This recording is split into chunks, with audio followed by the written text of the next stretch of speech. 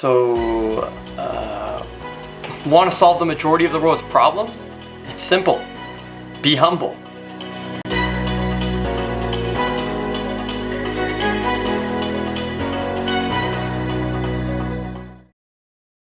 Now, that's a pretty bold statement to make.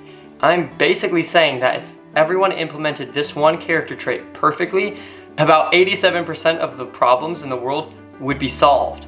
If everybody was perfectly humble, racism, sexism, other isms, bullying, fighting in families, petty arguments, self-worth problems, and maybe even world hunger could all be fixed. Now, if you don't believe me, take it from Mother Teresa, who once said, "Humility is the mother of all virtues, purity, charity, and obedience." In the last episode, we talked about some misconceptions regarding joy, but those were relatively simple. Humility and pride being the antonym of humility, are two of the most misunderstood traits out there. This is because what we see in outward actions is in fact the opposite of what's going on inside of people. Humility is defined by Google as a modest or low view of one's own importance. The word low in regards to one's self-image showed up in many more definitions. This definition to me paints an image of a submissive dog or an extremely passive person with low self-confidence. Pride is defined by dictionary.com as a high or inordinate opinion of one's own dignity, importance, merit, or superiority. This paints the image of an assertive, overly self-confident person who always knows they're right.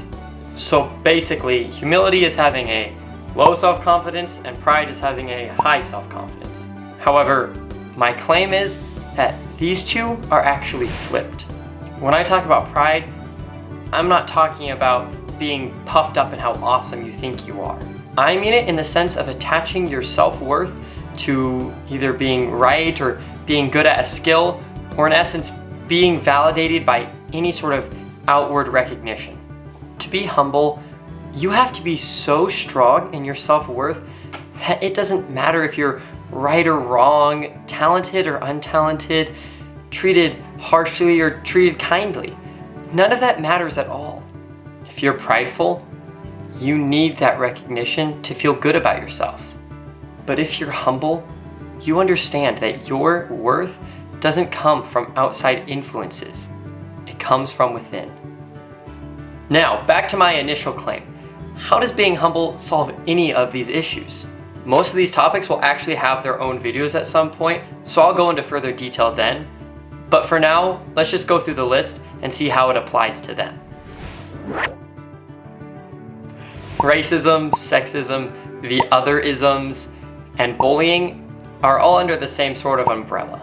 Pride can also be categorized by a need to make yourself feel better than another person. The easiest tactic to do this is to make another person seem worse than you, because that automatically makes you seem better than them and requires no effort or self-improvement. This is why we have the aforementioned problems in society. All of these isms and bullying are a way for one person to try and feel superior over another person. They do this by identifying any difference the two might have, then they overemphasize those differences and then make them appear negative. A truly humble person doesn't need to make others feel worse in order to feel better about themselves, because they already feel good about themselves. Fighting in families or petty arguments are one of the easiest ways to identify pride and humility. Humble people are able to admit their own mistakes without feeling like their self-worth was attacked. They also don't rub it in another person's face when they're correct, because all that matters is reaching an agreement. Whoever happened to be right in that situation isn't important at all. Gonna be honest, world hunger might have been a bit of a stretch, but humility would make it so much easier to solve. Also, when I said world hunger, I meant any problems that are created because of poverty. A prideful person feels like they need a lot of material wealth so they can flex it off to everyone else. A humble person would only need enough to fulfill their own needs, and then they would give their excess to those who need it so much more. I haven't mentioned this one yet, But one of the main reasons that humility is the greatest character trait of all is because it's the powerhouse of change. If you're humble, you're able to honestly recognize your own faults and change those things that are holding you back to becoming a better person. If you're prideful, it's almost impossible to change because it affects your self-worth to honestly identify your weaknesses. Do note, being humble doesn't mean just recognizing your weaknesses. It also means being able to recognize your strengths. It's alright to be positive, and in fact, it helps. Throughout this episode, you can see that humility is a very internal character trait, so it can seem really difficult to develop it.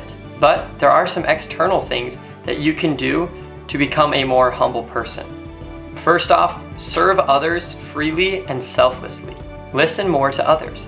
Recognize your own flaws with full honesty. Admit it when you're wrong. Try not to compare yourself to others. But most of all, just be a genuinely kind person to everyone you meet. For more tips, I would highly recommend checking out wikiHow's article titled How to Practice Humility. This is such a great article with so many tips that you can start implementing right now. So I'll put the link in the description below, so make sure to check that out after the video. All of you need to know that I am so not there when it comes to being perfectly humble. I've just spent a lot of time studying, analyzing, and discussing this topic, so I feel I understand it pretty well. The path to being truly humble is a very long and difficult one, but don't lose hope. Every step along the way is one step closer to becoming the person that you want to be. I really hope you guys enjoyed the episode. This is a super important topic, so make sure to share it with everybody you know. I'll see you guys in the next episode. But until then, have a dang dandy day.